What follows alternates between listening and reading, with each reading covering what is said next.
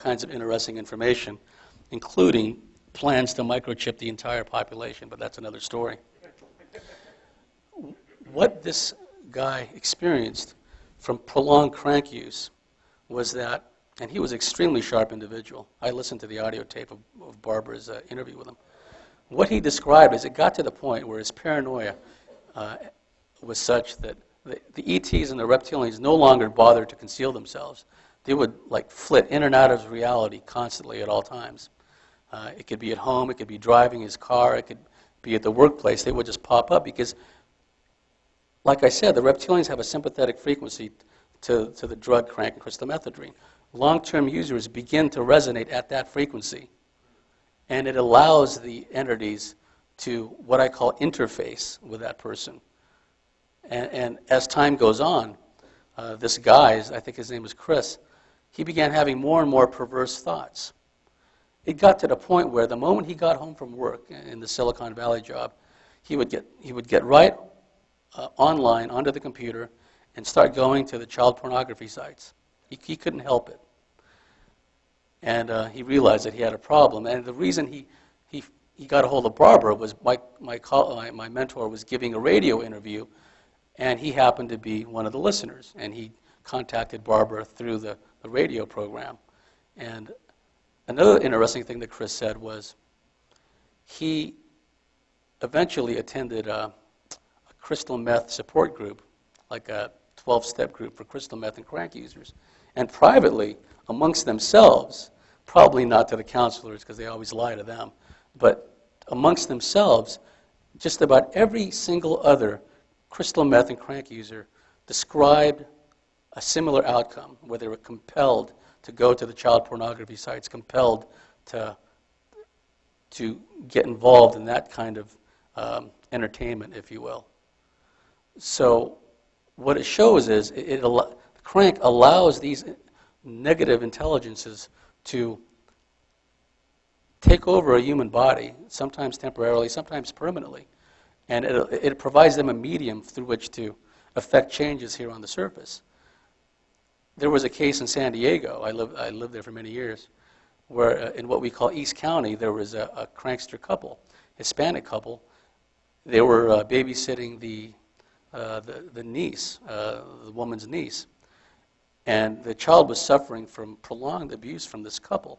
Finally, it got to the point where they filled up a bathtub with scalding hot water, and then they dropped the baby into it. It was a toddler.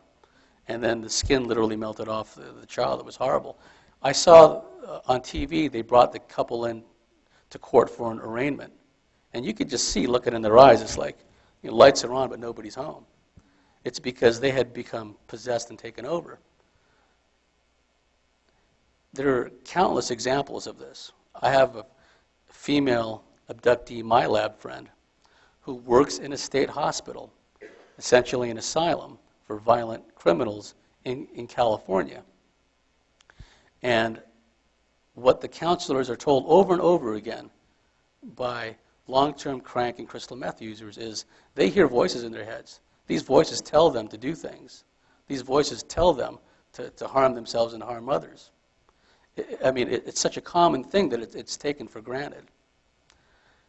And let me tell you a story about a personal friend of mine. This guy was a reptilian hybrid through and through. He was really into the gonzo films where women would be, slapped and abused and carried around in briefcases. That's sort of emblematic of the reptilian mindset. You see, one thing you have to understand about the reptilians is they have this concept of human ownership. The reptilians have a concept of human ownership which manifests across the board, from the literal standpoint of hosting and taking over somebody to organizing global institutionalized sex slavery. All across the board, the reptilians have this concept of human ownership. And this is manifested in a lot of these so-called porn films where women are abused and women are carried around in briefcases like they're cattle or toys. That's another facet of the reptilian overlordship is the diminution and the marginalization of the feminine principle. women and children are prey to the reptilians and the reptilian hybrids who've, through genetic manipulation, have risen to positions of power here on the surface. And I was warning Joe about all, I shouldn't say his name, sorry. Let's call him Phil. I said, I was warning Phil about this. I go, listen, man, you've got all the hallmarks.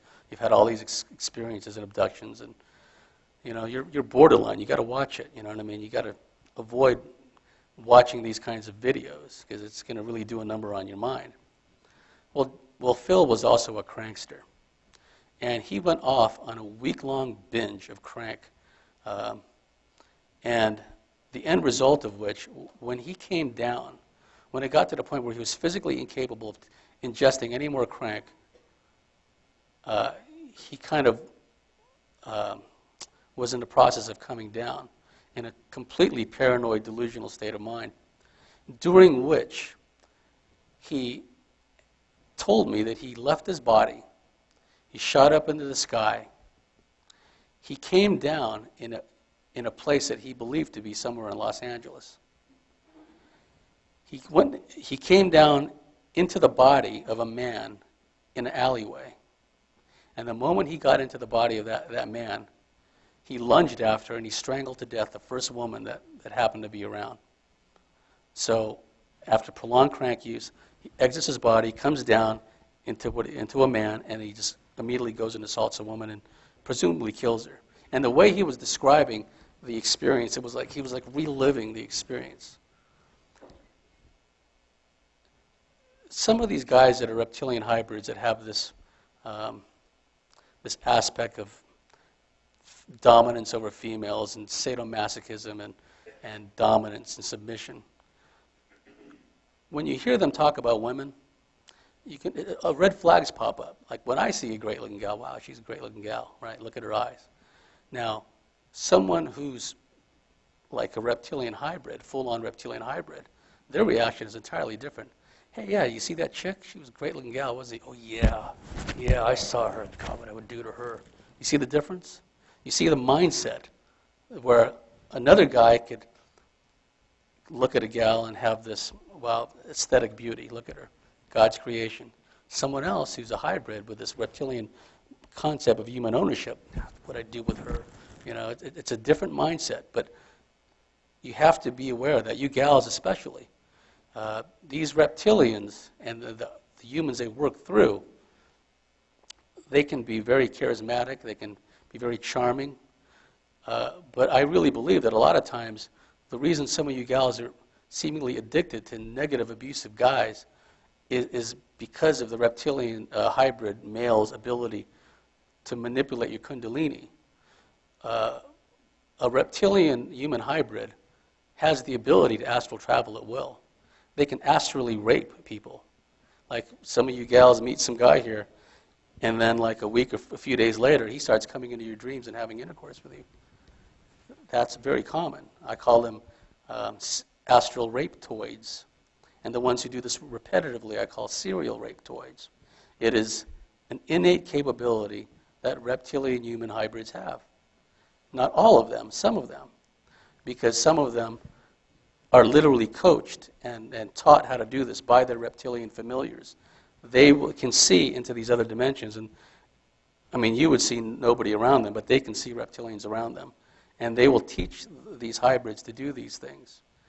So a lot of times you gals, if you get like involved with a really negative, abusive guy, chances are he's probably one of these reptilian human hybrids.